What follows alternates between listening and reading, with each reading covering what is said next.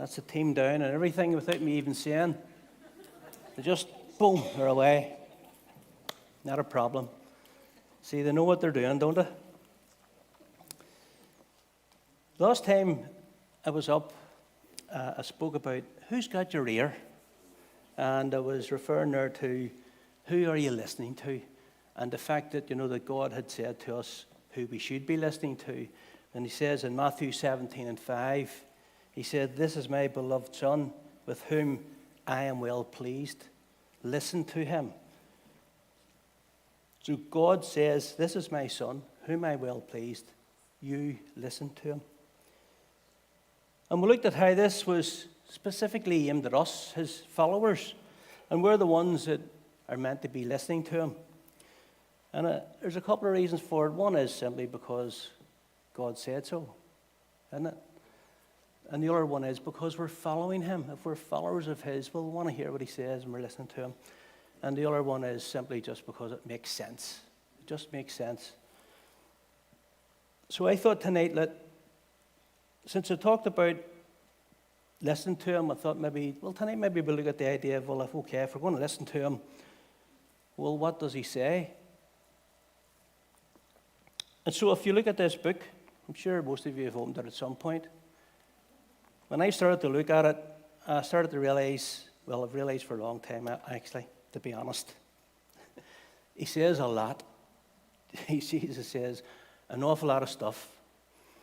And so when you start to look at, what did he say? You really have to narrow it right down and decide what it is I'm going to say tonight, because I can't cover all of what Jesus said, especially not in one night.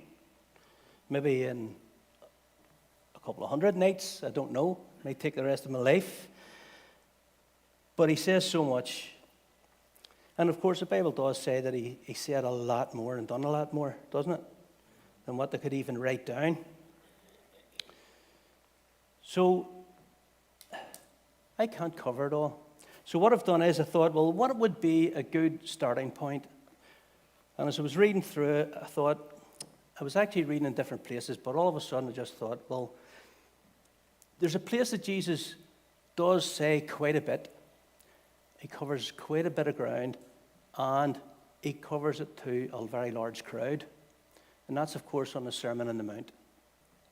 And I thought, if we're going to start, Jesus sits down there and he speaks for a long time to a lot of people. And I thought, let's pick up from there and say, that's a good starting point, isn't it? That's listening to Jesus 101. And basically, Jesus sets out a stall at the Sermon on the Mount. This is what I expect from my followers. And he gives them a lot of stuff. So he does a whole list of things. So if we want to get a grasp really on what Jesus does say, then, a good place to start is the Sermon on the Mount. And some people call it the teaching on the Mount. And he teaches a lot. And it's foundational to me. This is stuff that we should all really be reading and understanding. Practically everything that Jesus teaches, you'll find a bit of a seed kernel or a wee kernel of it in the Sermon on the Mount. And the main thrust of his teaching on the Mount, we're told, is to teach us how to live lives of integrity. Now, he was speaking to his disciples and the large crowd. It says, who knows what different types of groups were there listening to him and what that whole crowd consisted of. But it does tell me that Jesus was speaking to all people in regard to living lives of integrity. Now, imagine for a minute that we all lived fully integrous lives. Wouldn't that be unbelievable? And, integrous doesn't mean that you get it right all the time, or that you do the right thing even all the time. So it doesn't, because we all do make mistakes. But integrity means that, that you will put the wrongs to right. You'll be integrous. That's building integrity into your life. And it will produce in you the will to put the things correct that are wrong. And it actually trains into the ability to avoid pitfalls in the first place. Now, some people I've heard, you hear people sometimes say, they make a mistake and they pull out the I'm a work in progress card. We're all a work in progress, aren't we? But progress means you're meant to be moving forward. Progressing is progressing. So if you keep pulling out the card that I'm a work in progress, it makes a bit of a nonsense of it, because you need to be learning, you need to be moving forward, and we all need to be moving forward, hopefully together. And it means that you're living a life eventually that's marked by integrity in everything that you do and everything that you say. Having integrity is to be truthful, to be honest, and have a strong set of moral principles that you stick by and you don't bend regardless of the consequences. You'll face the music rather than weaken or bend the truth. And that's something that the human race lacks quite a bit at the minute, doesn't it? Even our leaders are covering things up. They're telling lies all the time. They're bending the truth. But seriously, if we looked at it as a church, although it's all negative, if we looked at it as a church, we could maybe see it in a positive light. You might think, well, why would that be? Because it's darkness, and that darkness gives us a chance to shine. We are the ones that should be showing how life should be lived as integrous people. And it's our chance to make a difference. But it's not easy. As I said, there's a cost. You have to face up to things. Integrity sometimes can cost you emotionally. It can cost you time. It can cost you financially. I know a guy whose car was damaged. There's a couple of £1,000 worth of damage. And the easy way out would have been to get the insurance company to sort it. But that would have involved telling a bit of a lie. And integrity would not allow him to do that. And he forked out the money and got it fixed. Did not go. He did not bend the truth. Integrity, that's what that is. Integrity causes you to do the right thing, and not to bend the truth, but to do the right thing regardless of the cost. And I use the term bend the truth because, if I said not to tell lies, well, you'd all say, well, sure, I don't tell lies. None of us tell lies. Sure, we don't lie. I hope you don't. You would all say, I wouldn't break a truth. Maybe bend it a wee bit. Okay, maybe you get in a wee bit of bother and maybe bend it slightly just to your advantage to keep you out of a wee bit of trouble. Well, maybe, I'll tell you a story. I'm going to be vulnerable. I'm going to tell you a story about me bending the truth. Is that all right? Will you beat me up because of it, do you think? Yes. Right, well, I'm talking about something that happened when I was 14. All right, so cut me a bit of slack. All right? I didn't know anything about integrity back when I was that age. But I'm going to tell you a story about how I saved myself by bending the truth from getting a good beating from my headmaster. Right? That was back in the days when you got a good beating from your headmaster. Some of you might remember that, do you? I remember those days, the sound of the canes swishing through the air, cutting through your fingertips. They would aim for your fingertips because the wee capillaries then didn't know where your finger went. They were just flopping about trying to work out where to send the blood. And then your fingers swole up and you got 6 of the best. And the good teachers were the ones they had learned just how to crack those. Just the tips of your fingers. Do you know them teachers? Aye. I had a teacher walked along the corridor and would just and you wouldn't have to do nothing. He would just walk on by him and he would go whack you in the legs. Boys, oh dear. Those were the days. So they were. They're the days when things were launched at you across the classroom. And if it was a piece of chalk, you were lucky. It hit you in the head because it might be a duster. I learned in school how to throw stones at the army. So that it's good training. Those were the days. Anyway, in our dinner hall at that time, there was one of the dinner ladies who would have stood as you came in because there 2 serving sort of points. So she would go, use 3 over here, use 3 over there. And she would just split the queue up so it was sort of same size. And I was walking in with my best friend. And she split us, put me to the right, put him to the left. I wasn't happy about that at all. So I walked around the back of her and then shot across the other side. And then she cottoned on to what I'd done, grabbed me, scruff the neck, and you get dragged across. I, being the cheeky wee person that was at 14, started a whole Barney. And I got on like a bit of a banshee. And eventually, I hope you forgive me for this, eventually I called her a bitch. She was rich. She was rich. Aye, rich. A babe in total control of herself, that's what I meant.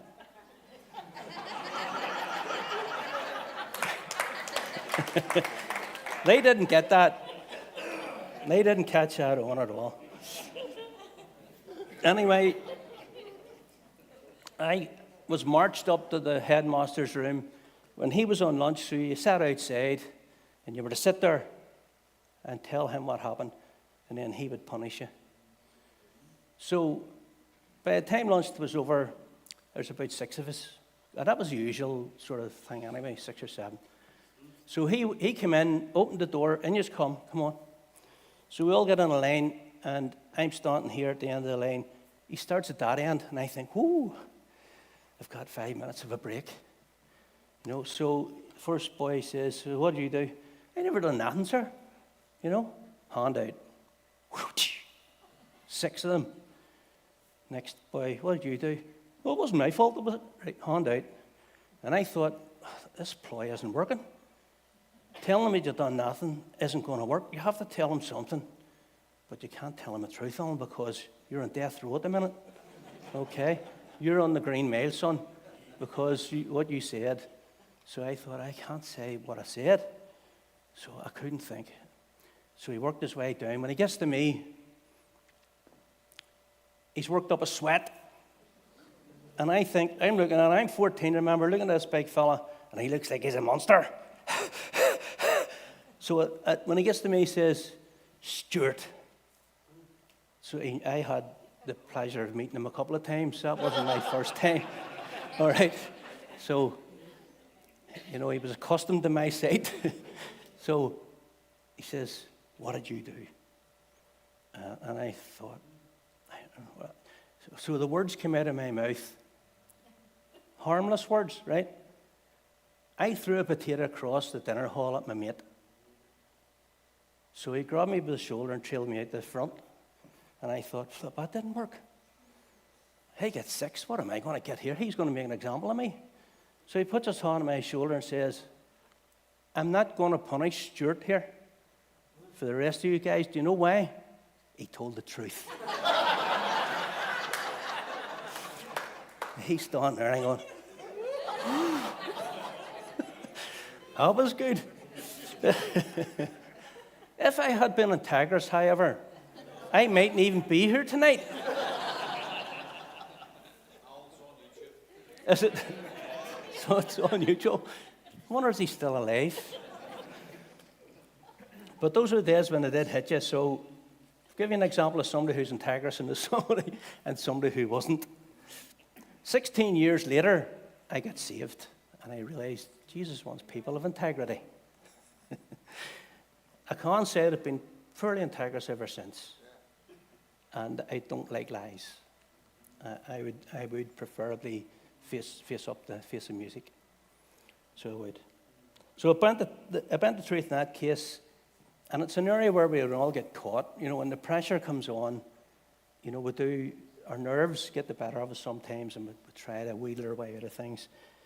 But it's best just to face up to it, face the music and take it and get on with your life, because it makes you a better person in the end, Not to hide from things, but to face it on. So if we listen to him, we will know and understand what those truths are as we work our way through what he says and the standards that he sets, and how that we should stand firm on that integrity in the face of whatever comes. Because Jesus has given us some good foundations. He's given us cornerstones, rocks to stand on through his word. And we can stand on these and not be budged on them.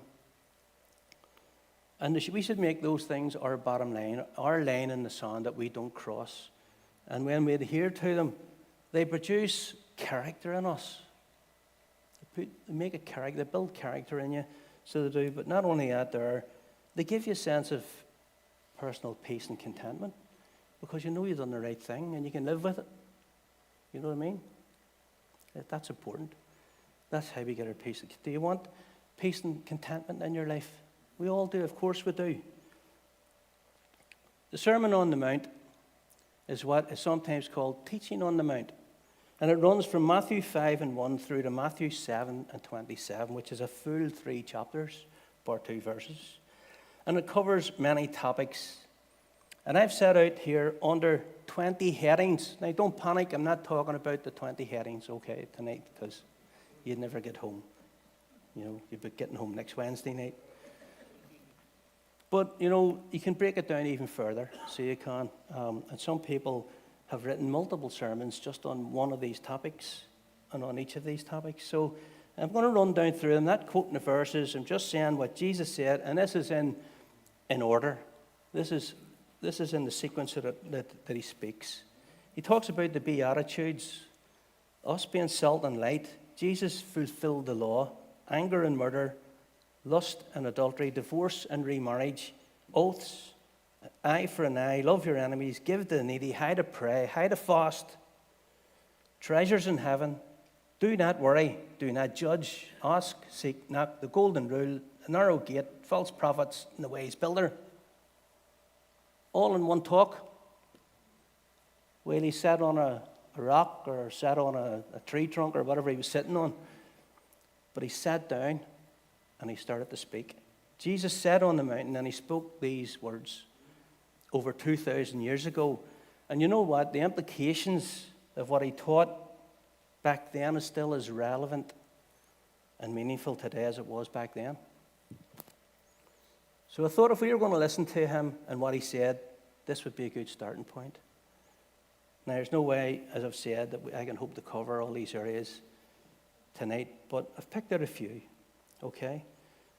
The sermon starts with what's called the Beatitudes, the Beatitudes. And strange as it may seem, it's Beatitudes because they all start with the word blessed, not the letter B. Do start with the letter B, but that's not why they're Beatitudes. It's blessed. In fact, they all start with blessed are. So we'll have Matthew 5:3 says, blessed are the poor in spirit, for theirs is the kingdom of heaven. So the phrase poor in spirit here refers to something deeper than physical poverty.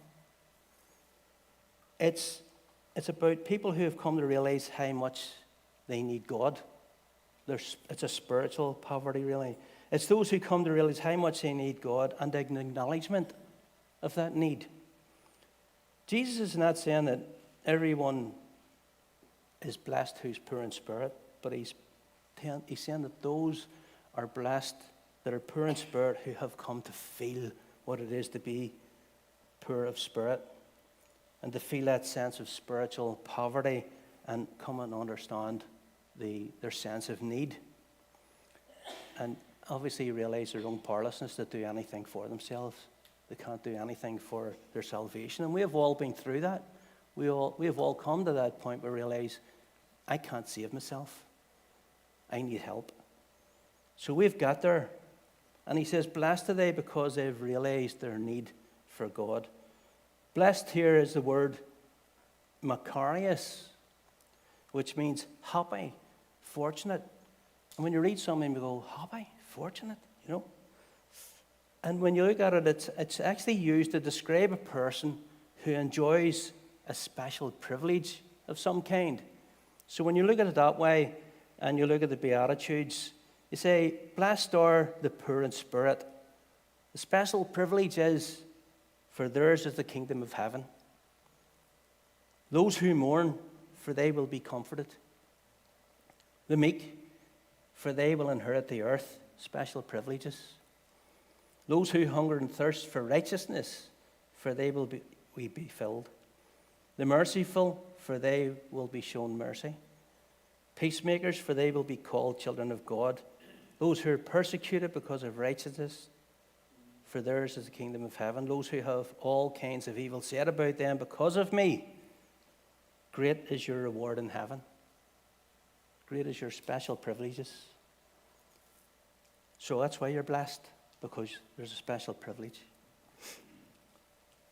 So the teaching on the Mount, when you look at it that way, starts off with some very challenging statements.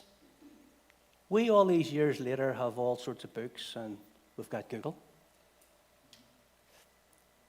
And that helps us to understand these things. Would you imagine those people are sitting there all that time ago?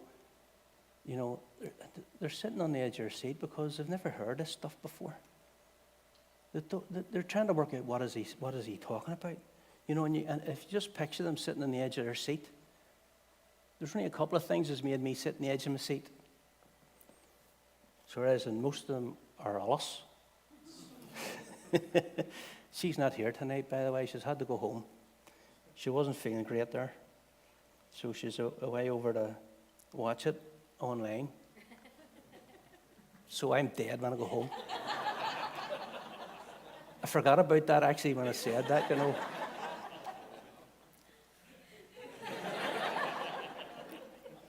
I was only joking. But Jesus has just really got started, so he has, and he goes on, and we'll look a wee bit further on, and it's a wee section that I particularly like.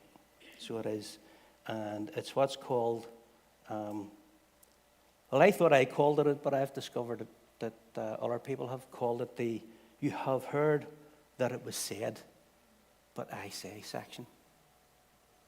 All right, some of you will know that. It's a super section. And I love it because Jesus, in this section, basically is claiming his authority over what they've heard from other teachers. And he says, I'm going to fix it. You've heard it was said, but I say. So it starts off with Jesus making this claim that he did not come to abolish the law. So Matthew 5:17-18 says, do not think that I have come to abolish the law or the prophets. I have not come to abolish them, but to fulfill them. For truly I tell you, until heaven and earth pass away, not an iota, not a dot will pass from the law until all is accomplished. So he says clearly, doesn't he, like, I didn't come to abolish the law. He says, don't even think that. The law stands until all is accomplished, every single bit of it. There's nothing wrong with the law. Okay? I came to fulfill the law. Okay, so the Greek word fulfill is plero. And it means to fill or to make full. It means to fill up a deficiency.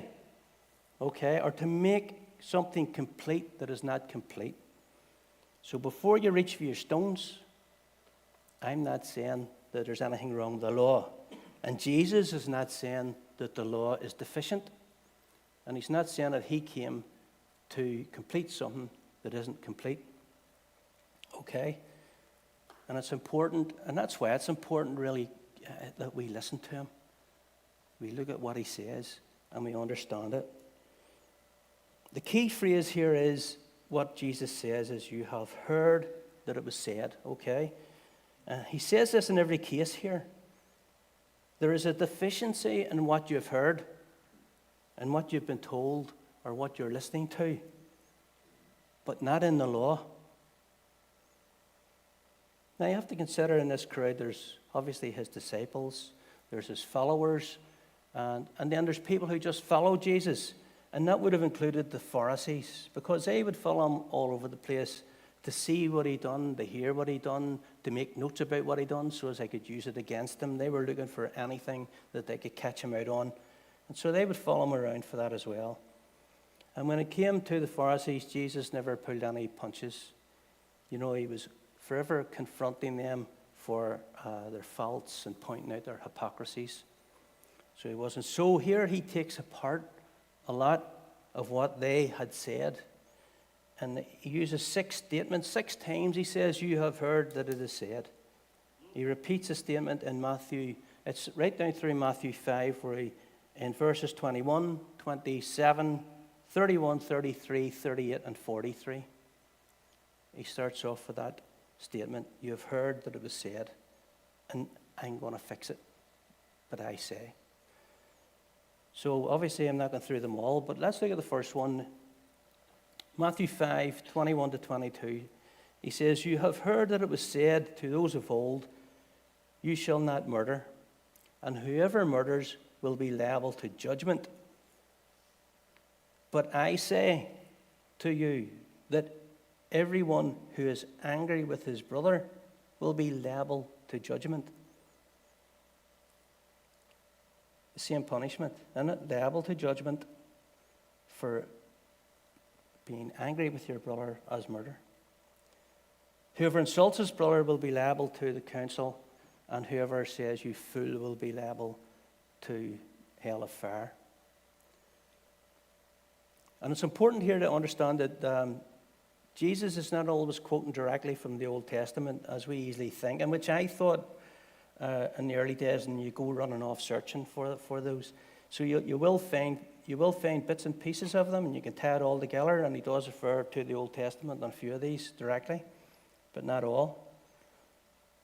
But the thing is that he wants us to understand the full picture and to understand the meaning of the law and not what was said by the teachers.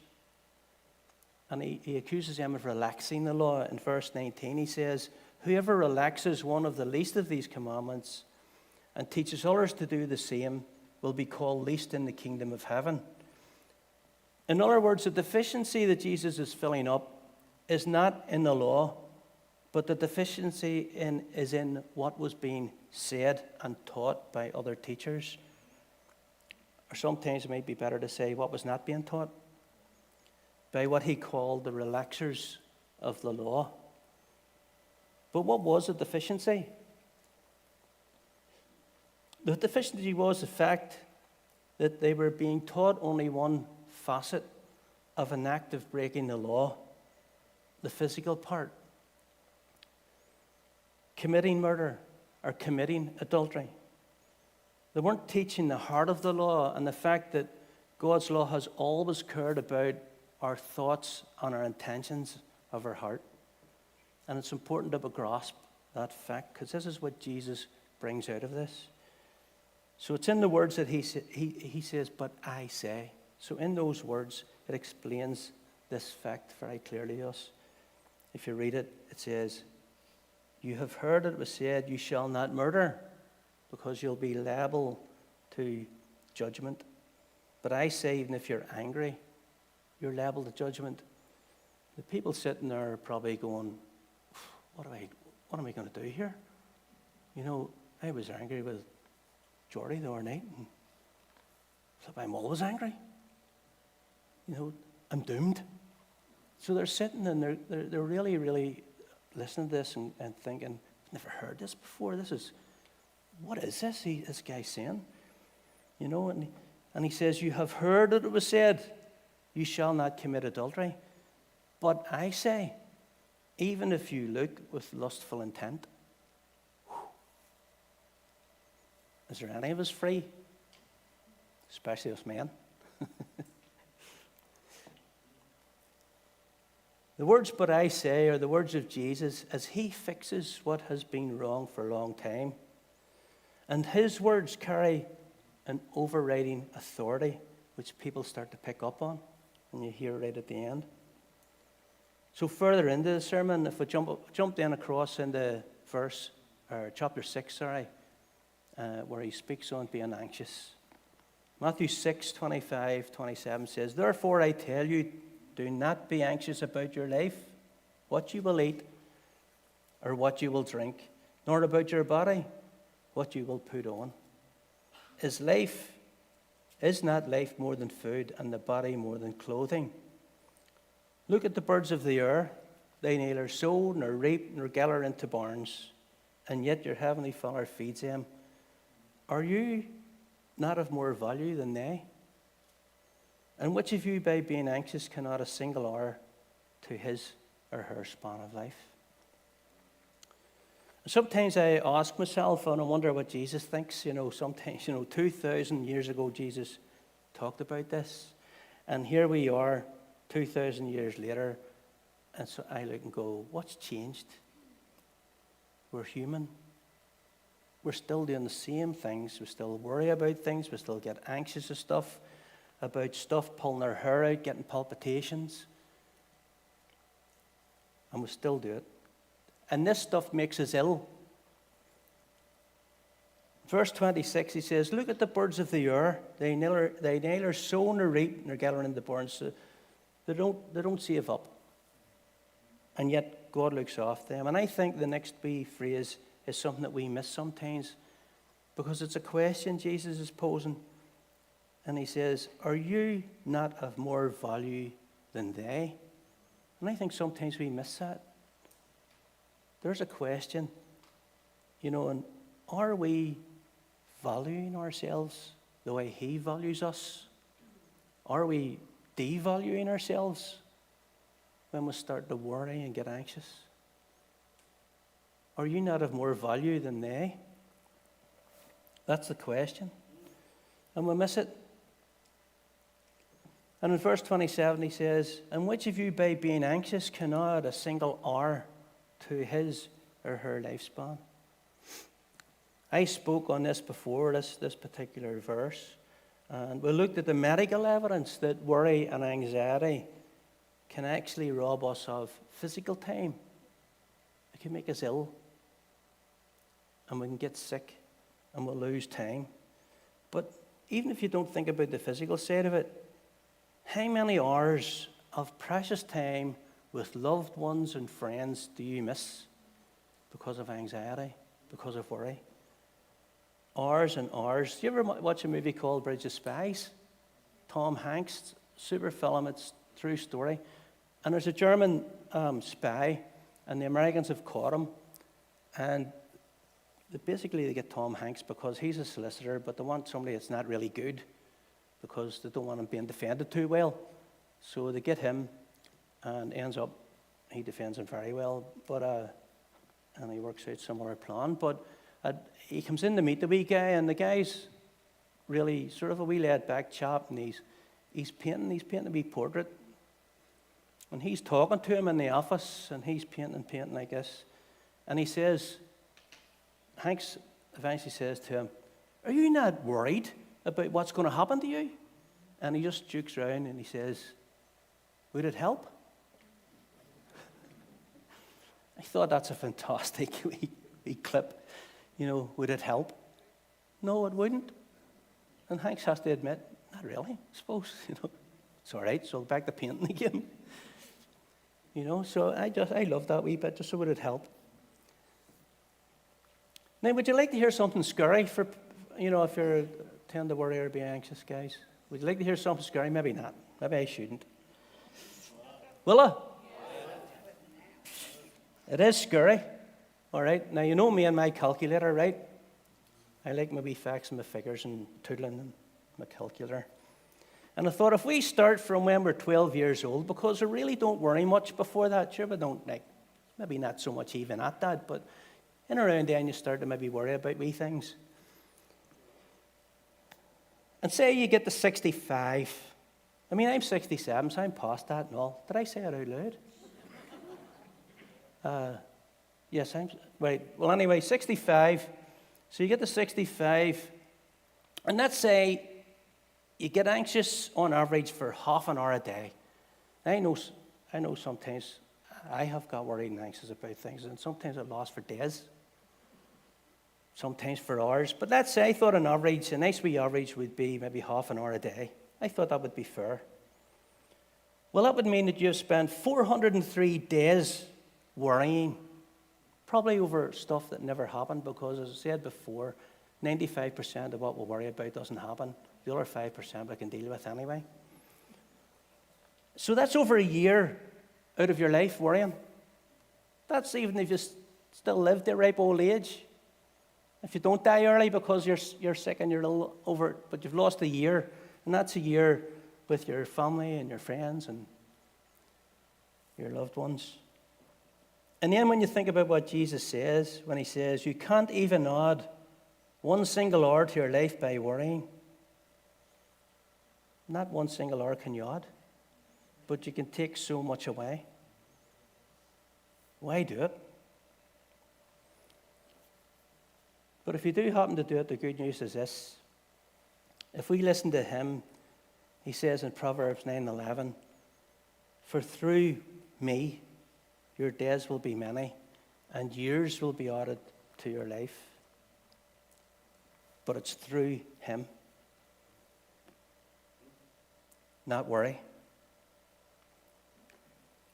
So what I say about that one is, listen and live. That's a simple one. So move into chapter 7. I'm going to look at judge not. Matthew 7, 1-3. It says, judge not that you be not judged. For with the judgment you pronounce, you will be judged. And with the measure you use, it will be measured to you. Why do you see the speck that is in your brother's eye, but do not notice the log that is in your own? And I don't have the funny glasses. Lewis had a wee set of glasses with a log in them. There's a log in your eye, and they're class. But I haven't got them, unfortunately. But I thought, isn't it funny that no matter how many times that we hear this and look at this, we still end up doing the same stuff. And maybe that's just because we look, or just because we're just reading it, and we're not getting it in here, where it makes a change, the intentions of the heart and the thoughts of the mind. See, we forget that this is Jesus speaking, and we really need to be listening. So what's he saying? And if you listen to what he says, you find that Jesus makes it really easy to understand this. So it works like this. You see, when you start to talk about someone in a negative or critical way, anyone, you immediately have a log in your eye. That's what he's saying. And so you can't see properly. So you don't really know what you're talking about.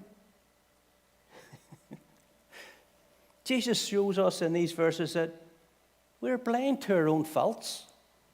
We don't see the log in our own eye, our own faults.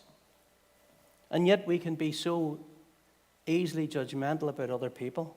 We see what's wrong in others and others' faults. Look, we all have them. We all have faults, guys. All of us. There's nobody that's fault-free. Well, not yet anyway. Only those that have went to be with him. Their faults are over. And ours will too one day. But at the minute, we have them. And God has never given authority to us to judge others in a negative or a critical way. We're using our own preferences as a standard in order to judge others when we do that. Our standards.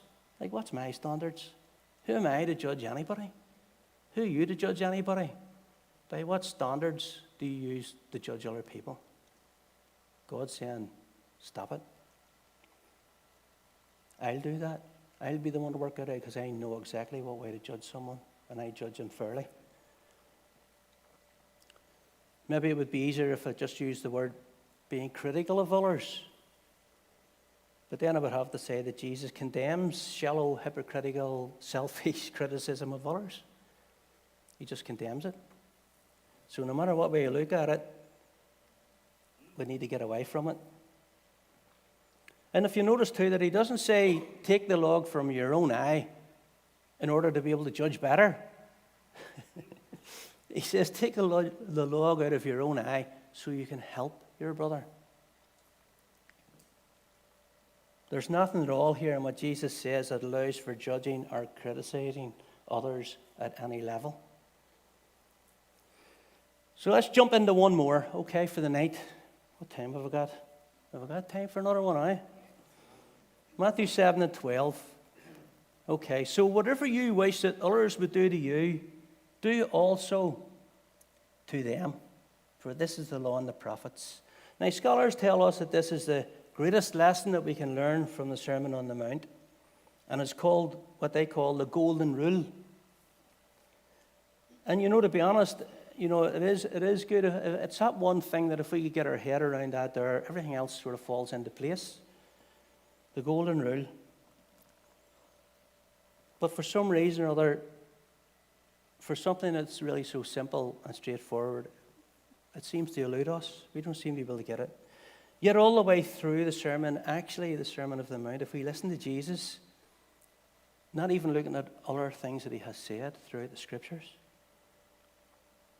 we can see how we can achieve this golden rule in our lives, because he talks about love and forgiveness, compassion and selflessness. He says, love your enemies and forgive others. Care for the poor and give to the needy, selflessness. So whatever you wish that others would do to you, do also to them, for this is the law and the prophets. And these are simply things that we would wish others to do in us.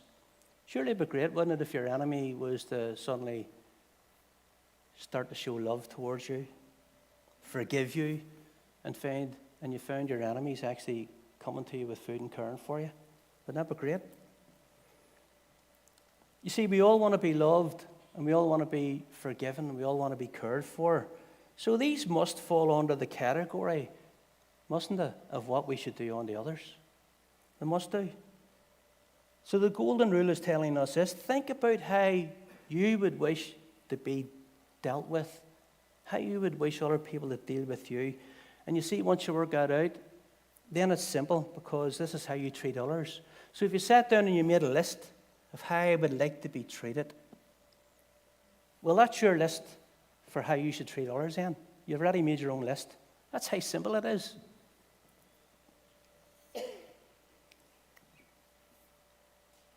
How simple is that?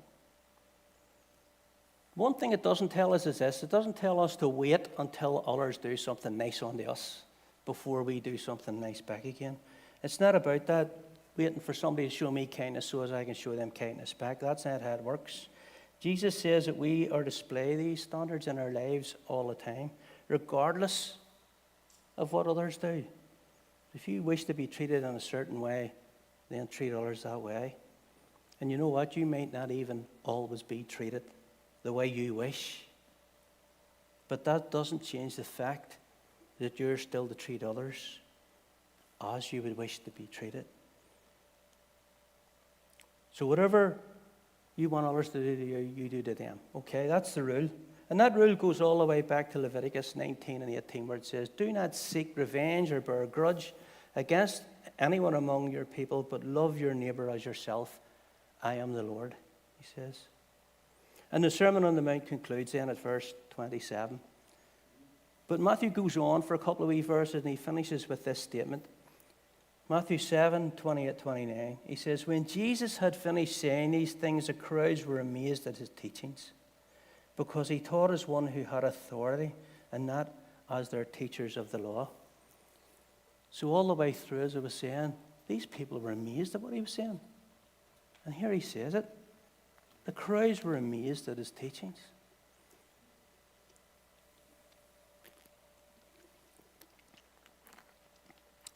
Because they realized that he was talking with authority, and he had supreme authority over the other teachers. He's saying, you've listened to this, but now listen to me. He was basically saying, look, they've told you a load of nonsense for years. This is the truth, what I'm telling you now. The but I say statement is his stamping his authority over the teachers of the day. And they were amazed because they'd never heard any other teacher speak this way before. And sometimes I think, Alan, why are you not amazed when you read his word and when you hear the things that he says? Maybe it's because I've read it so often, or because maybe I've listened to it so many times and been taught it. And so sometimes I have to shake myself out of that old mindset. You know, the one, I've heard this before. And it sort of rolls off, like water off a duck's back. It's not having the same impact. And I know that if I'm getting there from time to time, then I'm not on my own. God, forgive us. Forgive us for our lack of amazement. We need to cultivate amazement in our hearts and in our minds. And not just tonight and tomorrow, but we need to become like little children and be amazed at our Savior, amazed by who he is, amazed by the love that he has for us and the things that he's done, and amazed that for the things that he's going to do as well, and the fact that we're actually going to spend eternity with this amazing person. I remember as a small child, 4-year-old, whatever that would be, height-wise, and my granny Stewart died. That's not what the story's about, but anyway. My granddad died before I was born, and then my granny died when I was 4. But I remember as a wee nipper sitting on the stairs. They lived in a wee, the wee houses in the Shankill, the wee terraced houses, just 2 up, 2 down. The ones where when you sat on the sofa and put your feet out, your feet were in the fire because there was no room. So it was like a wee house like that there, and I was only a wee child. There was a couple of my cousins and all. There's one of them sitting beside me. And the reason I remember this is because of what had happened. There was an almighty thump came from upstairs, which later on I was explained to me that it was my granny fell out of bed.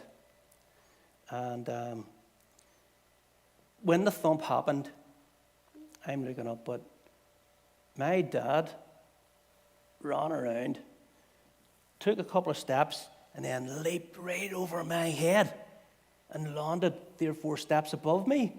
I go, oh, whoa. I remember being in awe. I was amazed that my daddy jumped so high. Wow. I was amazed at my daddy, and I was only 4. Now, he probably only jumped like a head-out step, but to me, I was amazed. And I think, as children of God, can I have worship team up? Wherever you are, because you're all sneaked off before I get saying anything there. I think as children of God, that we have an amazing Father, all powerful, all knowing, all loving, gentle and kind, an amazing Savior who has saved us from an awful end and given us his most amazing teachings. So it's no wonder that the crowds are amazed, and that by the things that he said. They were like 4-year-old children with their mouths open. What is he saying? And sometimes I think that's what we need to capture that. We need to get that sense of amazement in our hearts when we read his word, to be amazed by the things he says, and to try and understand these things that he's saying so we could be amazed. It's no wonder the crowds are amazed, as I said. And we also have, by the way, an amazing Holy Spirit that lives in us, speaking on our behalf, who's gentle and very patient with us and loving. So Jesus, in his sermon, tells us that we are to conduct ourselves in these ways, to be gentle and to be kind and patient and tolerant of others, and not to be proud or arrogant or mighty, as in sort of lording it over others, or conceited in any ways. The crowds might have been amazed by how he taught, but see, all these years later, we have the privilege of understanding that these teachings have been the most important setting out of moral principles by anyone ever. We understand that today. They didn't at the time. But no one's ever bettered it, setting out those principles. So if someone was to say to me, can you summarize the Sermon on the Mount in a single sentence? Well, you think that's impossible, isn't it? But if you were going to have a go, I would say Jesus teaches us how to live a life that is dedicated to and pleasing to God, free from hypocrisy, full of wisdom and discernment, and full of love and grace toward others. That's what you'll get from the sermon. That's who we can become by listening to his words.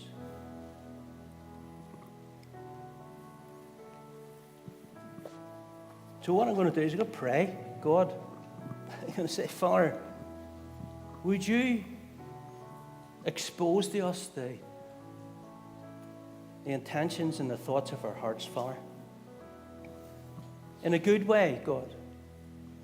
But when we go to do something, Father, show us, point it out, that we can correct it, Father, and become people of integrity quicker because we are being led by your Spirit, Lord. Holy Spirit, will you lead us through it? Will you make us be amazed? Will you give us hearts that are amazed at the very fact of what our God is, or who he is, and who our Savior is? In the name of Jesus.